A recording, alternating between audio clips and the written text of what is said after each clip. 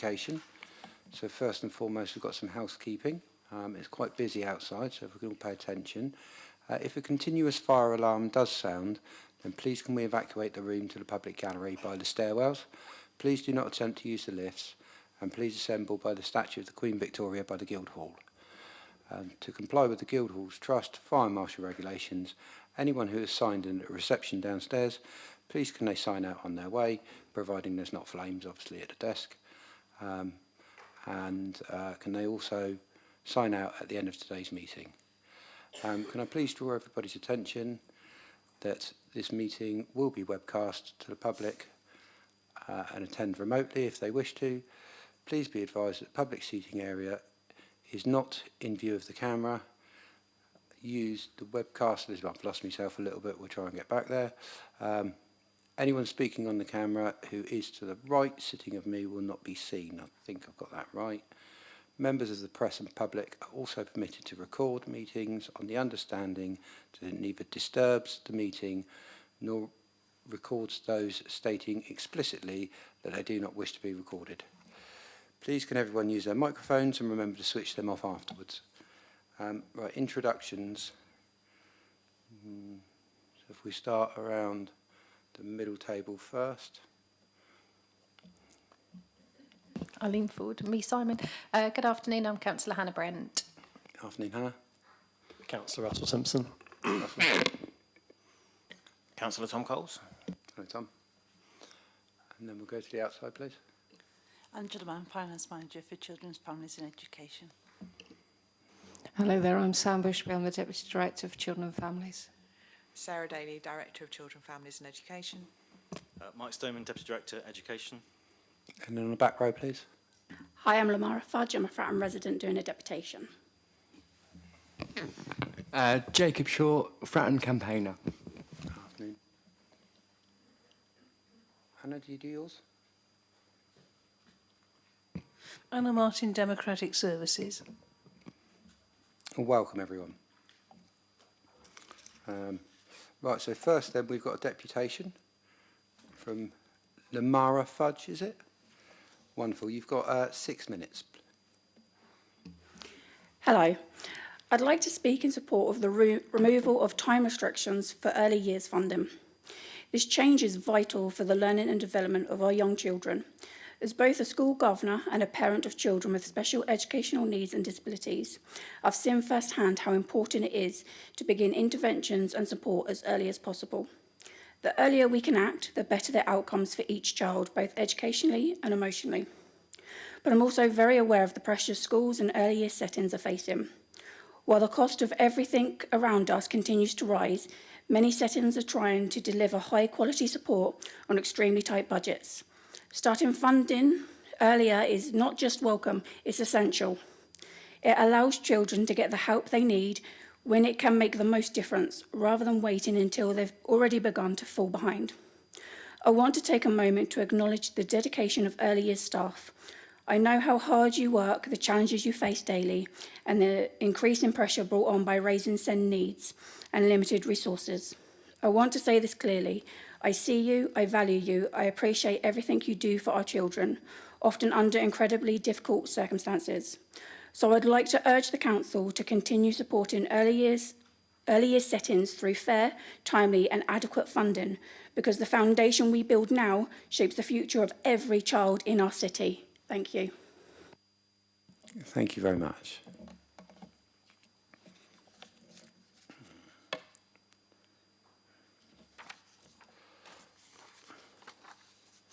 Are there any apologies or absences that we know of?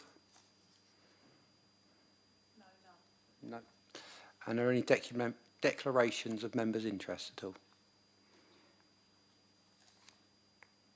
You look poised, Sam. I was just getting ready. Wonderful, thank you.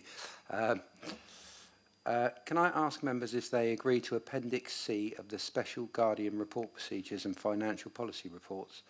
It should be upheld. Yep. And can I also ask members if they agree to refer to the exempt information so that the meeting can remain in its open session? Wonderful.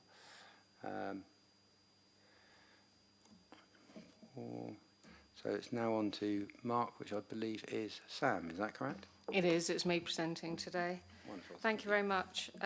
As the report outlines, what we're seeking today is for approval to change the special guardianship order procedures and financial policy, and that specifically with regard to, well, disregarding the child benefit income in our financial means testing. And we're asking that to be with effect from the 1st of April this year. By way of context, although it is set out in the report, a special guardianship is an order for a child where they have permanence with often a family member or somebody known to them. It gives that person parental responsibility, and at times we offer financial support, particularly when they've been children that we care for. We are required to do assessments of their financial circumstances, and currently, and in our existing policy that preceded this one, we would consider child benefit as income. As this outlines, the Local Government and Social Care Ombudsman have upheld several complaints on this point, where they're finding that child benefit should not be included as an income. And that it wasn't the intended aim for it to be so.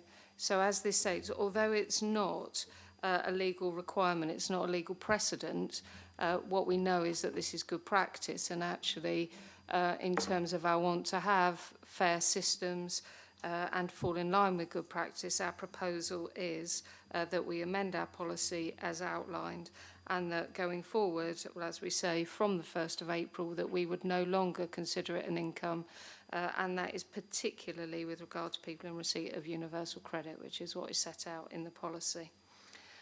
In terms of financial implications, it will mean that there's an additional financial pressure, and we estimate that that will be somewhere in the region of £116,000. As we've outlined in here, that isn't something that we have budgeted for until now, because we hadn't expected that to be something that we needed to cover. But as outlined in the Director of Finance comments, we do think, certainly within year, that we've got sufficient budget to cover that because of monies already set aside for special guardianship payments. So that is the request. The policy is there in full, so we would ask Councillor Dorrington as the member that we would approve that change. Thank you very much for that, Mark, Sam. Has anyone got any comments at all?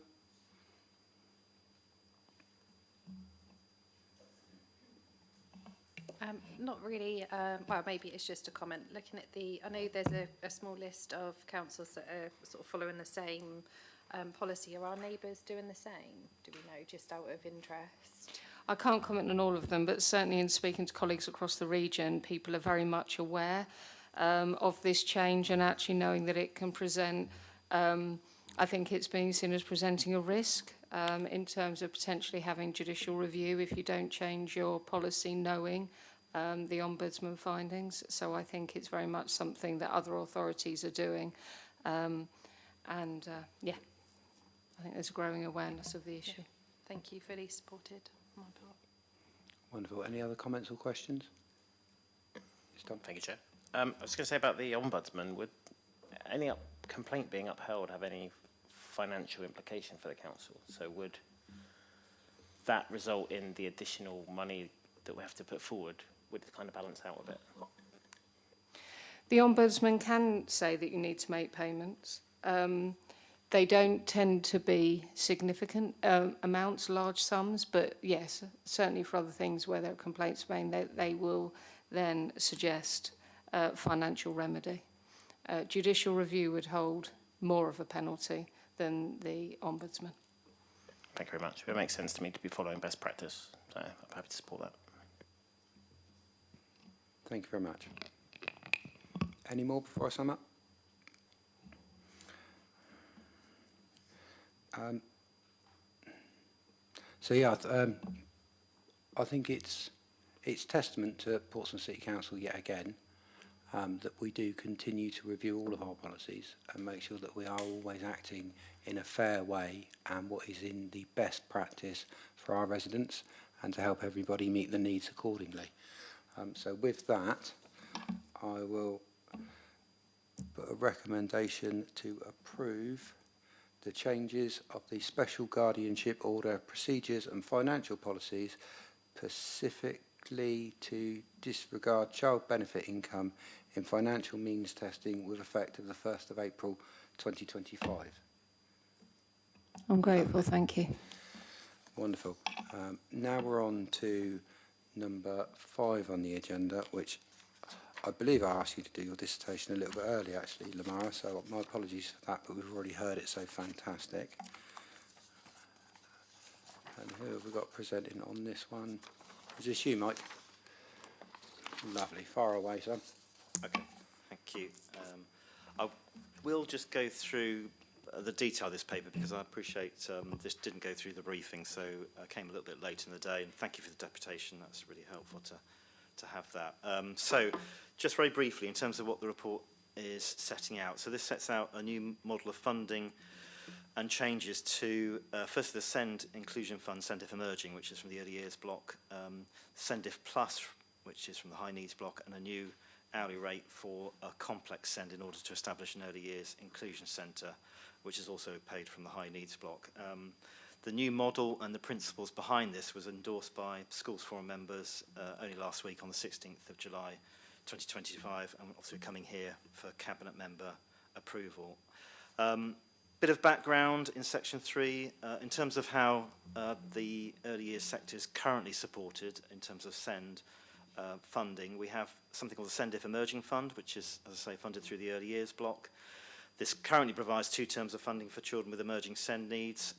The fund was previously underspent and still is, but was increased back in January 2025 when it was endorsed by Schools Forum for funding in 25-26, and that was increased to 386,300 in anticipation of these proposals that I'm about to go through coming forward.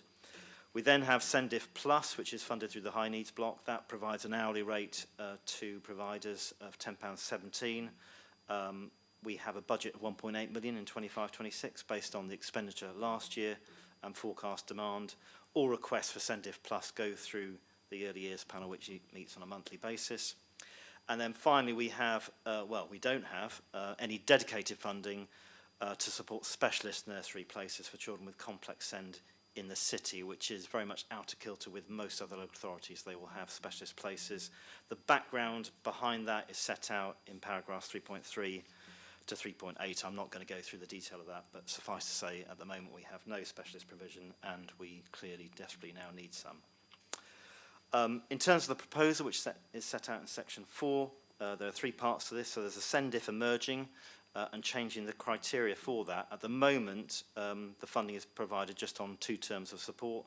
The proposal going forward will be to remove that time restriction and funding to continue until either the child starts school, moves to the setting, or if needs have been met and continued progress can be made through ordinarily available provision, or if the needs escalate to the level of SENDIF Plus eligibility. So that will be continuous, so 3 terms during the course of an academic year. Early years settings submit application forms to the early years inclusion team, and those decisions are made at the weekly triage meeting that team supports. Children scoring between levels 1 and 3 on the Portsmouth profile of need are eligible.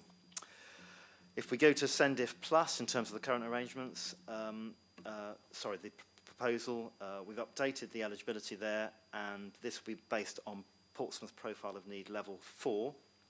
Currently the criteria is based on levels 3 and 4. As I said, the early years panel will make the decisions around SENDIF Plus, and the early years inclusion officer, outreach officer, will support termly reviews in those settings for the proportion of children who are on SENDIF Plus. And then finally, the early years inclusion centre, which is again which will be funded from the high needs block, subject to approval. The proposed centre will provide 15 full-time equivalent places. That will be 30 part-time equivalent, which is similar to what the previous specialist setting that we had in the city through Willows and then through Cliffdale. We'll be basing the development of that centre on good and effective evidence-based practice, and that will include the early years language support for every child LSEC programme in Portsmouth. A detailed specification for the centre is set out in Appendix A, and the service aims and supply requirements are set out in Appendix B. I should just add, in Appendix A, Section 8, we are going to make some updates there because the original text for that was based on a previous ambition. In terms of the funding for this, we are using the existing envelope of funding. We're not looking for any additional funding. So in terms of what is set out in Section 8, that would suggest some additional funding is needed. And what we will be using to support whoever is the provider for this centre is through our existing resources. So that will be through the early years inclusion team, through our specialist health visitor team, through links with the family hubs and so forth. So it will be existing resources, and we will make an amendment to that section to reflect that. The rationale for the changes are set out in Section 5, and that relates to demand and the growing complexity of need in particular. The fact that many of our settings are struggling to meet the needs of these children and the impact that is having on the quality of the provision in those settings due to the fact their attention, their resources are being diverted because of the complexity of need. And also to note the growing number of EHC needs assessment requests that we have from the early years sector, and the fact we want to try and shift the balance into emerging fund to earlier intervention, and therefore reduce, hopefully, going forward, the need for EHCPs coming out of the early years sector. In terms of financial implications, the expectation is that we will cover this funding within the existing funds in the early years block and the high needs block, and we have some further modelling work to actually determine the hourly rates for SENDIF Plus and for the Early Years Inclusion Centre. We are hoping to conclude that in the next few weeks, and we'll be taking those rates to the Directorate Finance Governance Board, which Councillor Dorrington sits on, and where we can make those decisions. And that is my summary. Thank you. Wonderful. Thank you, Mike. Does anyone have any questions or comments? Yes, Tom. Thank you, Chair. You know me, I always like to see SEND things coming forward. It's great to see there's more focus on early intervention. We need to be picking kids up earlier, so I'm really pleased to see that, and thank you to all the officers for their work on this. Also, looking forward to seeing what the government brings forward in autumn with their new SEND system plans. So we. I did attend like a seminar at LGA conference with the Minister for School Standards, who was putting a lot of it forward. I've got some notes from that. I'll circulate those if it'd help. Thank you, Tom. Yes, Russell? Yeah, it's been a long time coming in my eyes. I think there hasn't been enough support for children, especially very young children coming through infant school, primary school, to make sure they have their best start to their education. I'm looking at the risk analysis, but from my point of view, it's like we just make sure the money's there. And we make sure we give them all children equal opportunity to have a really good education, and we should be doing more of this.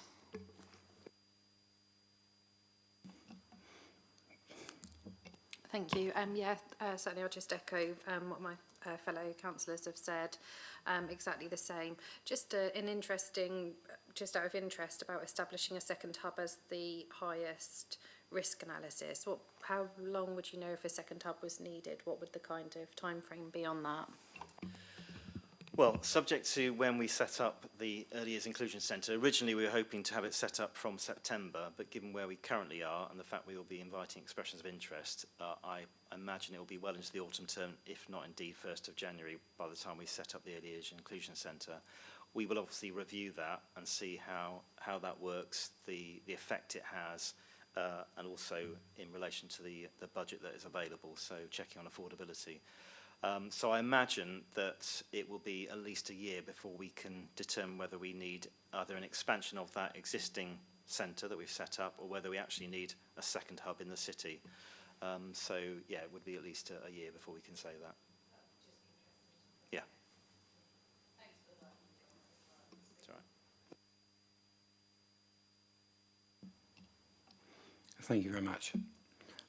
So in summary then, I suppose I take this opportunity just to commend the work that the officers do, and all the hard work that's done behind the scenes. I think I'm going to struggle to sum up much better than, is it Lamara? Lamara done at the start with such an eloquent deputation there. It is really important that we invest money early on and support the children in the very early stages, and the hope is that if we can support them earlier on, then we get less of an issue later on in life. So there's a real benefit for all of those within the system. So I'm really happy to see this come over. So with that, I will recommend that the Cabinet member, which is myself, approves the principle of